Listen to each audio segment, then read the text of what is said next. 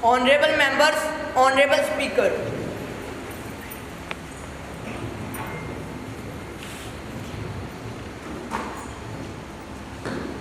Please be seated. Of newly elected members. Secretary General, please. To take oath of affirmation. Oath. Which language would you like to take the oath? In English. Which language would you like to take the oath? की शपथ लेती हूँ कि मैं विधि द्वारा स्थापित भारत के संविधान के प्रति श्रद्धा और निष्ठा रखूंगी, देश की प्रभुसत्ता और एकता बनाए रखूंगी तथा जिस पद को मैं ग्रहण करने वाली हूँ उसके कर्तव्यों का श्रद्धापूर्वक निर्वहन करूंगी। He was the hero for this country. He was an ocean experience of ideas and motivational capture his personality and contributors in a few hundred words is the impossible task. Uniqueness was so common to him. He had a voracious appetite to knowledge. He had the gift of empathy, and his memory of other people's difficulties was impeccable. That was his art of winning over people. We have lost a very good social worker, political worker, and a public man in him. So I would like to associate myself and my party in sending our condolences to the bereaved family. To express a song. My new colleagues, the new ministers are SHRI Jashan, Minister of Irrigation, Shrimati Minister of Women and Child Development. Now, let us be the one, Miss Pushpu. Madam Speaker, well educated, which is great loss for the India. Bringing the emigration of highly skilled, qualified, educated people with more opportunities has historical poorer or developing countries globally. A significant and increasingly relevant example of this phenomena is that of India. For decades, millions of young Indian students and workers have chosen to travel abroad to obtain a superior high education, better paying job, richer standard of living, or simply out cultural aggression. This was beneficial for the most part as studying or working to abroad as a means to an end. Many students choose to get their degrees and work abroad for a few years, and after returning India and utilize their newfound knowledge and experience to take the lead in the developing economic, market, and corporate environment. So, Madam Speaker, will the Madam Prime Minister will be pleased to state that whether any survey has been recently conducted to assess brain drain from the country. The Indian diaspora as a strength rather than counting them just as numbers. In more than 150 countries, we have presence of Parvasi Bharatiya. They are a huge strength for our mission. The Parvasi Bharati Kendra, located in south of Delhi, Chanakyapuri, will serve as the focal point of the institutional framework to the benefits from networks, will and among other overseas Indians. Among other facilities, a complex has library, a research center, meeting rooms and auditorium, 24 guest rooms, business centers and a restaurant. 102, Miss Tanvi. महोदय, मैं कृषि मंत्री से एक सवाल पूछना चाहती हूँ। केंद्र की योजनाएं जमीन पर क्यों नहीं उतर पाती? क्या वजह है कि केंद्र की कृषि योजनाओं की जानकारी जिलों तक नहीं पहुँच पाती? Honorable Agriculture Minister. Madam speaker, कृषि योजना के कार्यान्वयन की जिम्मेदारी राज्यों पर है। आंध्र प्रदेश, गुजरात और मध्य प्रदेश जैसे इन राज्यों में कृषि योजना की रफ्तार बेहद तेज है। वहीं यूपी, बिहार, श्री के राज्य में योजना की रफ्तार इतनी अच्छी नहीं है। कृषि योजना के कार्यान्वयन का राज्य के रुचि पर निर्भर है। मैं राज्य सरकार से आग्रह करता हूं कि वह कृषि योजना के कार्यान्वयन की रुचि पर ध्यान दें और उनकी रफ्तार तेज करें। Now, question number 103, Miss Muskan.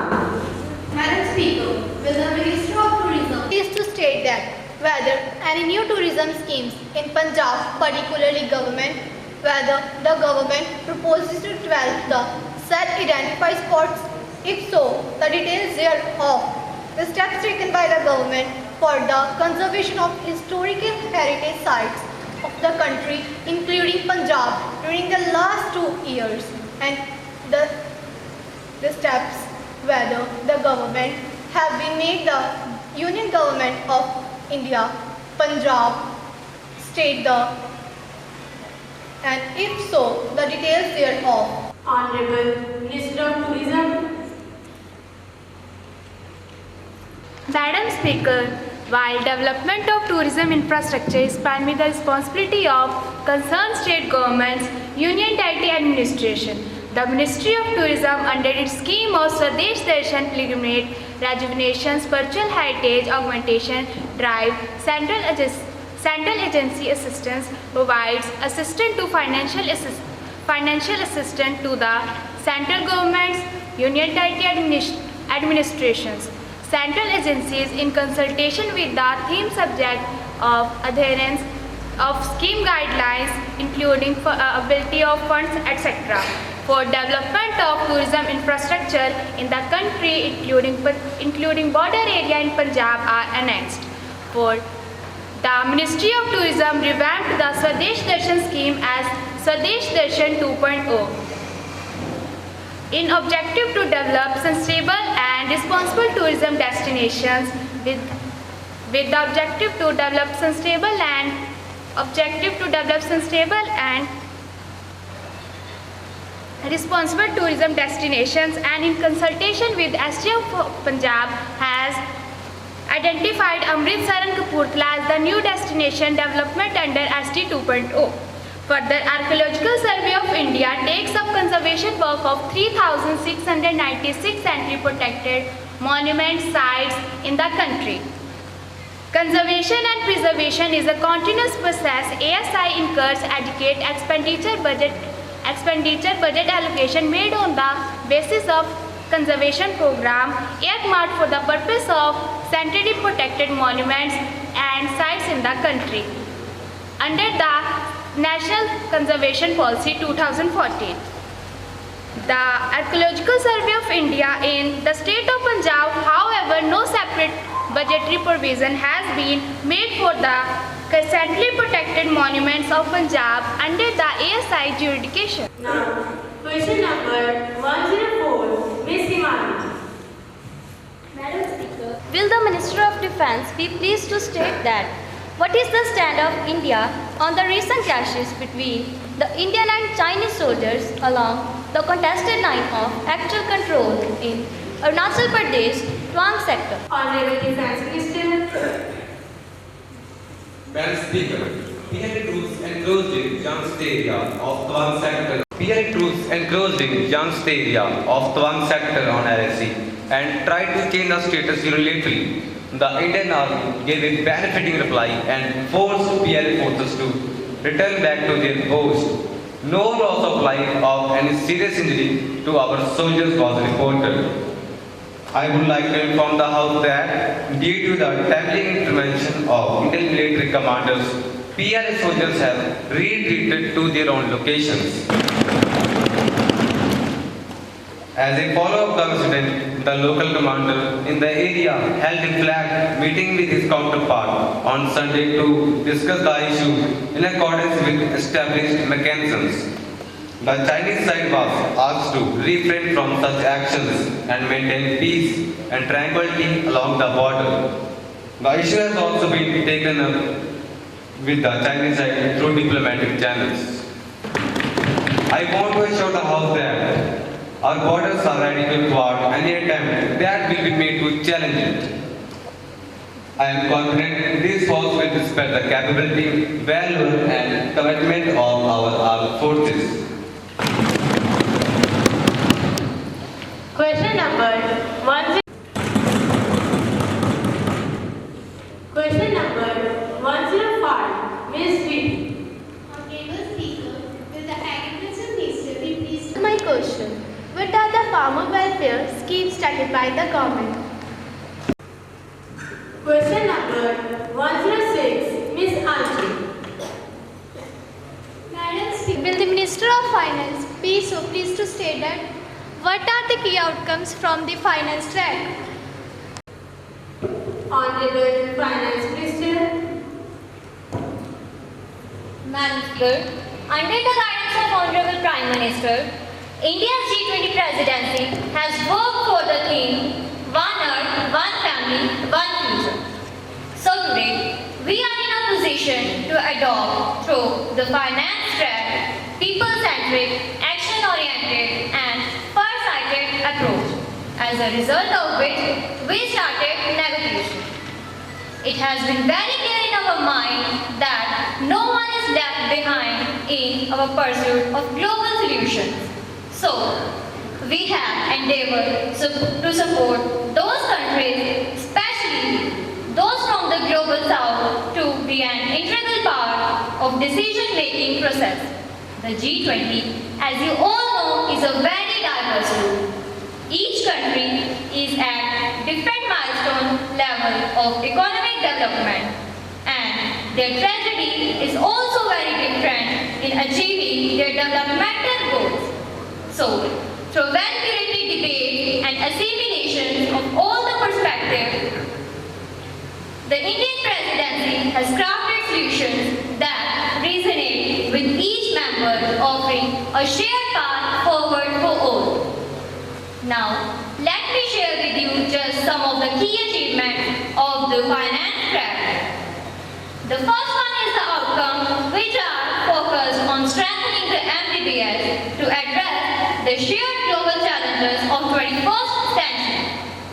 So, under the strengthening the MBBS, there are 4 key highlights that I would like to bring to your notice. The first one is the agreement on the need for a better, bigger and more effective MBBS. It is so necessary to have better, bigger and more effective MBBS because the developmental demands from all across the globe is so high. This is also going to contribute to enhancing representation and voice of developing countries in the decision making. The second, under the MBBS, strengthening of MBBS is the G20 independent support on strengthening MBBS, and this was established and it has submitted its volume 1. The report consists of 2 volumes. The first volume has already been submitted. The report recommends a triple agenda that devoted with the call for the bigger, better and more effective MBBS. The third point in the strengthening MBBS is the boosting World Bank's financing capacity. Here, the options will be explored that will deliver a powerful boost to the IBRB headroom to support low-income and middle-income countries. And the fourth endorsement for the G20 roadmap for implementation panel on capital adequacy framework of the MBBS. So, the CAF recommendations are focused on enabling MBB to use exciting resources effectively. The roadmap estimates that the implementation of the CAF and the measures thereby will potentially yield additional lending headroom of approximately $200 billion over the next decade. So, through these achievements, India has harnessed the opportunity provided by the G20 presidency to effectively articulate and act the priorities of the global South in the larger global conversation on the MBB reform. I move to the second, laying the building blocks for a globally coordinated and comprehensive policy and regulatory framework. India has received a tremendous support from the G20 members across the table. The outcomes of the Indian presidency are a testimony to India's commitment to multilateralism and for international cooperation. We assure the upcoming Brazil Presidency of our strong support and to continue the momentum on key issues of global importance. Now, question number 107, Mr. Miyama. Madam Speaker, will the Minister of Home Affairs please state whether the consumption of drugs and narcotic substances like heroin other has increased? I want to ask, it is true that the consumption of drugs among the youth increased around 10 crore Indians consume drugs, whereas 15 years ago it was around 2 crore. I want to ask, government has any plan to combat drug abuse among the youth in the country? Honorable Minister of Home Affairs. The Minister of Social Justice and Empowerment has conducted comprehensive national survey on extent and pattern of substance use in India through the National Drug Dependence Treatment Center of All India Institute of Medical Science, New Delhi during 2018. The report of this survey was released in February 2019. The Government of India through Ministry of Social Justice and Empowerment has been implementing National Action Plan for Drug Demand Reduction Scheme, under which financial assistance is provided to state government carry administrations for preventive education, awareness generation, capacity building, skill development and livelihood support of ex-drug addicts, NGOs, VOs for running and maintenance of integrated rehabilitation centers for addicts, community-based per-led intervention centers for addicts and center of district de-addiction centers and district addiction center facilities in government hospital. In addition, the Government of India is taking sustained and coordinated action for tackling the problem of substance in youth. This includes launching Nasha Mukt Bharat Abhiyan, maintaining of 350 integrated rehabilitation centers which will provide treatment and motivational counseling, maintaining of 53 community-based per-led intervention centers. Ministry of Social Justice and Empowerment is also running a national toll-free helpline number 14446. NCB has coordinated with Ministry of Social Justice and Empowerment and National Commission for Protection of Child Rights to spread awareness against drug abuse and protect the youth. Anti-drug messages were released from the Twitter handles of eminent personalities. I am pleased to state that whether government is aware well married in the Pakistani armed forces. If so, whether government proposes to review the existing state of technology of defense preparedness of the country's armed forces and details of any other steps that the government proposes to review the existing state of technology of the government proposes to meet the situation. Interest of the country. The only way for this advancement is research. It is the need of the hour that both DRDO and academia will work in tandem. Although all of you will connect with each other through partnership, I want all of you to connect with each other through at the individual and institutional level as well. Today we see many major challenges in front of us. When it comes to the defense of the country, then these challenges become more widespread. No institution can deal with these challenges alone. The most important thing we can do to address these things is collective effort and partnership. In this way, if the partnership between 109, Ms. Muskan. Madam Speaker, will the education be pleased to state about the new education policy adopted by the government? Madam, presently there is lots of confusion over the implementation of some provisions of the new education policy. I have personally attended 3 national level seminars on NEP. There are a lot of questions related to the implementation of the NEP in the minds of many. Whether suggestions of students and teachers be taken, as so many changes are going to done. What about the finances? Will medium of education and the mother tongue be implemented in higher education also? Question number 110, Ms. Goody. Speaker, may I draw the attention of the Honorable Food and Civil Supplies to the problem of a different state? I think she will calm down in this mood while dealing with the problem of my state, particularly because there is no such conflict between my state and the central government. I only want to ask some basic questions. You know that Maharashtra has been cooperated for procurement. They never fail in contribution to the central pool. Whether they produce, you are aware how much we produce and how much we have contributed. Now in Maharashtra, the production of food is also reduced. Now in Maharashtra, as per the statement which has given by the state government and the latest telex message, the rice situation is becoming precarious from 75,000 tons to 25,000 tons, whereby the ration allocation in Bombay has been reduced to half and in rural areas to 25% of what they were getting. So, I want to know why the reduction has been made.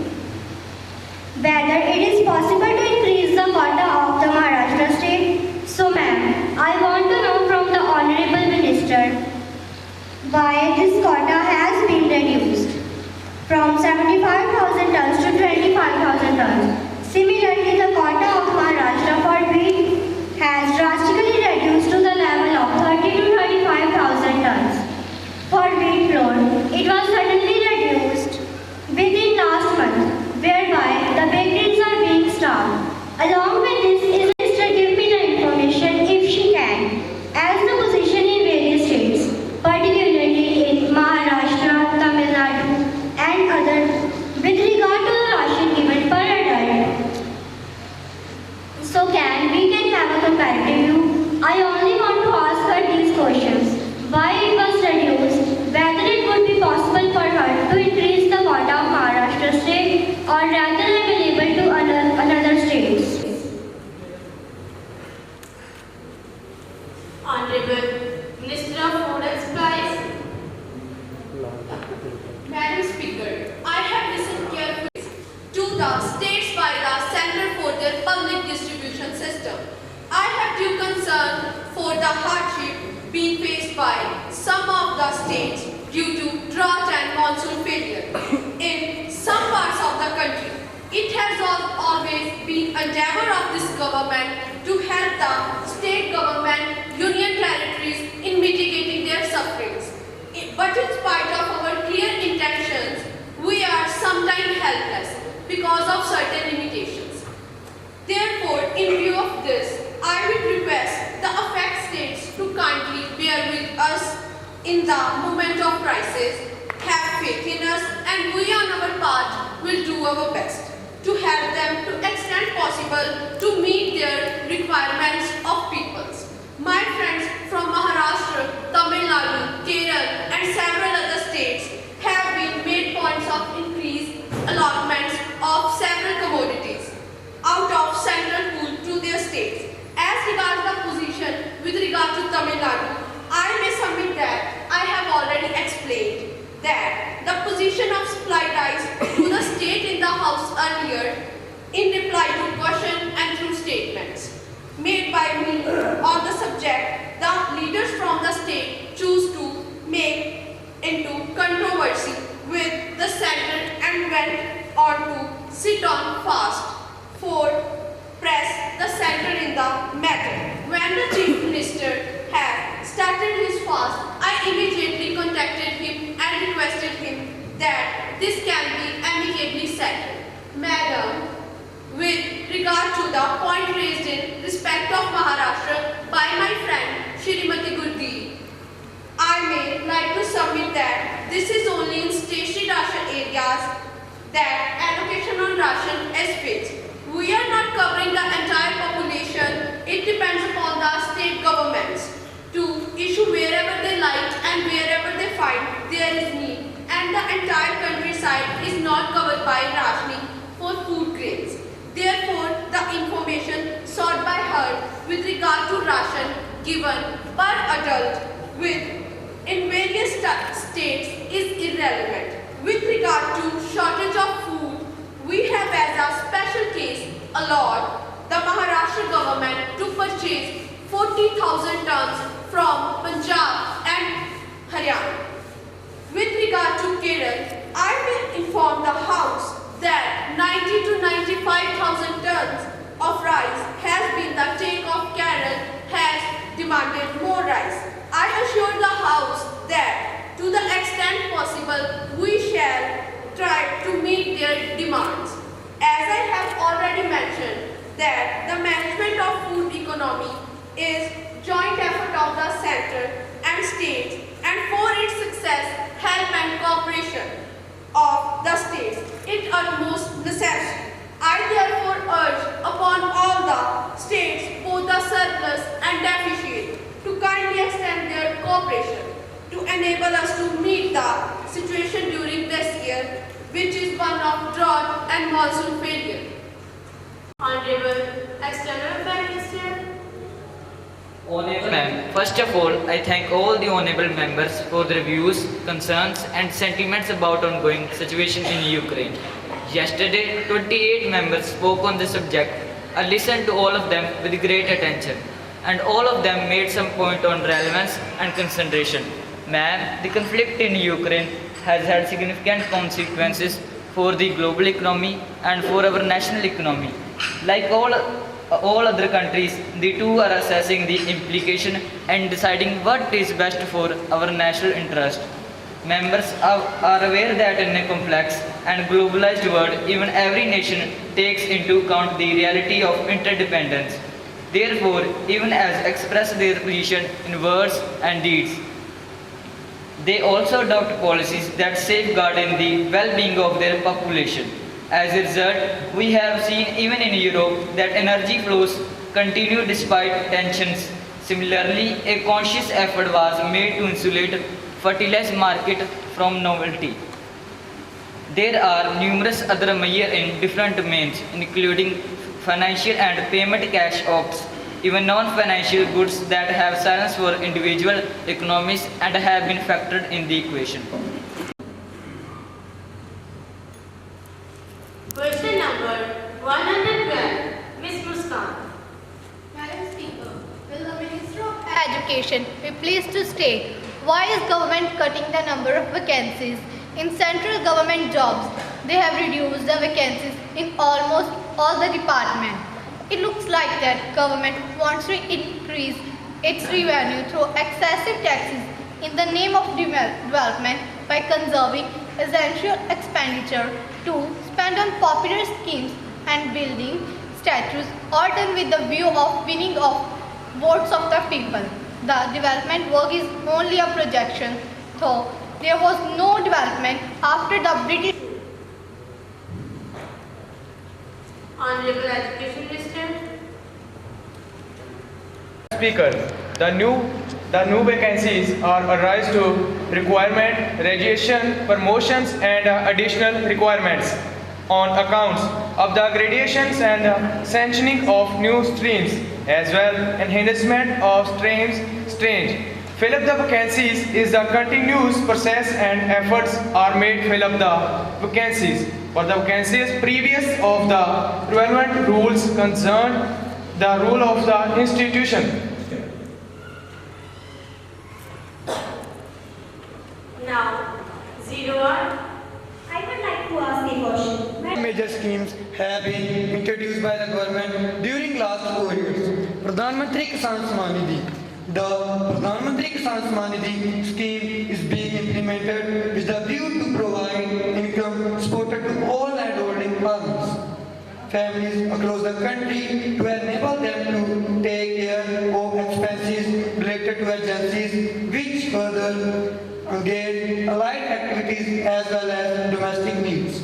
Formation and promotion of 10,000 farmers, producers, organizations and promotion of FPOs are to be done through implementing agencies which further engage cluster-based business organizations to form and provide professional landholding, supported to MPOs over a period of 5 years. Agriculture Infrastructure Fund, in order to address the existing infrastructure gaps and mobilize investment in agriculture infrastructure, rupees 1 lakh crore Agri-Infra Fund was launched. Atmanirbhar Bharat Abhiyan, National Edible Oil Palm. The movement has been launched by the Government of India to promote oil cultivation for making the country Atmanirbhar in edible oil with special focus on northeastern states and Andaman and Nicobar Islands. I want to assure the houses that the efforts of government for positive implementation of the schemes and give good result and the income of the farmers is improving. As a part of Azadi Ka Amrit Mahotsav, India Council of Agriculture Research has released a book which contains comprehensions of success stories of over 75,000 farmers. There are a lot of successful stories of farmers whose income have increased more than 2 times. Speaker, what is your reaction to Pakistan Prime Minister in the New York Times, in which he says there is an invitation offering Indian dialogue on Kashmir? Are there any diplomatic options available to Indians to actually speak directly with Pakistan over Kashmir now in the next weeks or months? Honorable Parliamentary Prime Minister.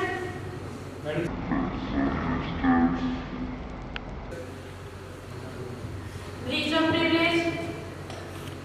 I wish, Madam, to submit to the House a question of breach of privilege. It is with regard to an article of Times newspaper of 2 days, position of which I deem and I think other members hold. When they hear them also deem to constitute a gross breach of privilege of this House.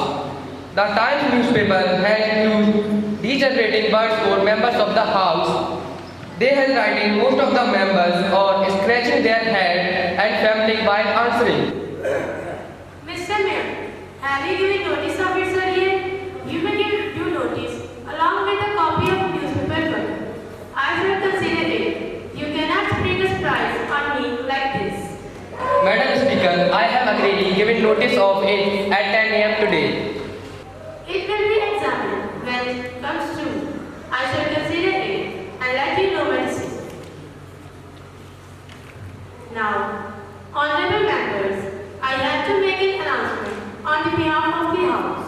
I have a great pleasure in extending a warm welcome to South Korea delegation. Ms. Yoo Jae-in, Deputy Speaker. Ms. Bai-Ona, Deputy Speaker. Ms. Suryon, also as a Deputy Speaker. Let us take up the calling attention motion. Ms. Char. Honorable Speaker, please call the attention of the Railway Minister, Madam, and happened yesterday on board the Rajdhani Express, bound for many passengers, started vomiting after consuming the food served on the train. For dinner, they became unwell. Passengers travelling in B8, B9, B10 compartment demonstrated at Sultanpur station regarding the poor quality of food served on the train. One passenger lodged a complaint at one official of Eastern Railway said incident like this happen very often. I want to ask the Railway Minister, for how long will incident like this happen? For how long will passenger have to bear the burden? If this is the condition of the Rajdhani Express, I wonder what is the situation in other trains. Honorable Railway Minister. Madam Speaker, the railway has begun printing barcodes on food packets and providing other details like name of the kitchen and date of the packaging. Other measures to improve food quality are wrapping in branded food providers to provide a catering service on train, deploying food safety supervisors in kitchen units to monitor food safety and hygiene practices, and surprise inspection by railway officials including food safety officers. In order to provide catering service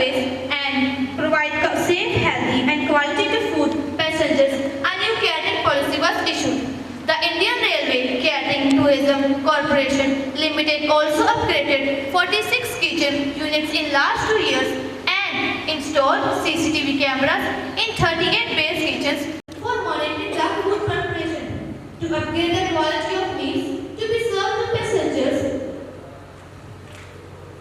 Menus are being rationalized by IRCTC. I would like to share one tweet recently. Mr. BK, our Twitter user who traveled from Shatabdi Express recently expressed his delight over the food quality of he got on the train. He also shared the photo of his plate and captioned it, "Travel in Shatabdi after a long time, and I am really impressed to see the food quality. The railway has literally changed a lot in the past 2 years, and we will continue to improve railway facilities in order to provide comfortable and enjoyable experience to passengers." Now, the House will take up the consideration of the Women's Reservation Bill.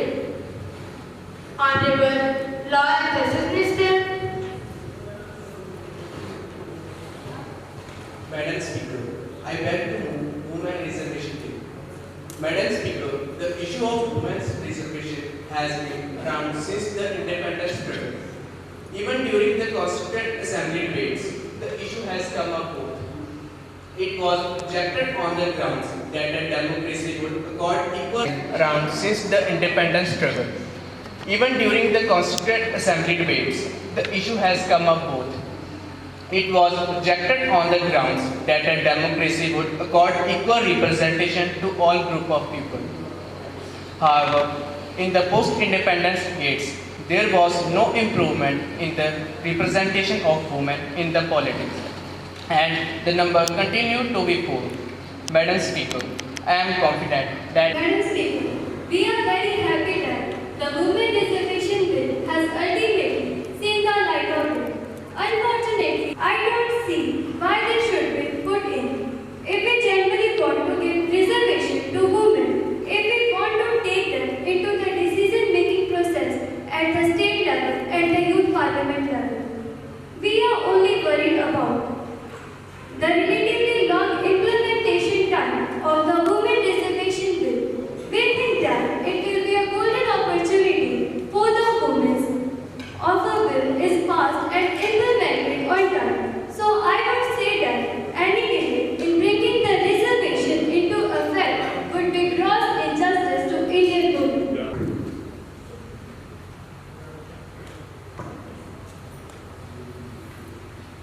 I think the ayes have it, the ayes have it, and the ayes have it. Motion moved, bill is passed.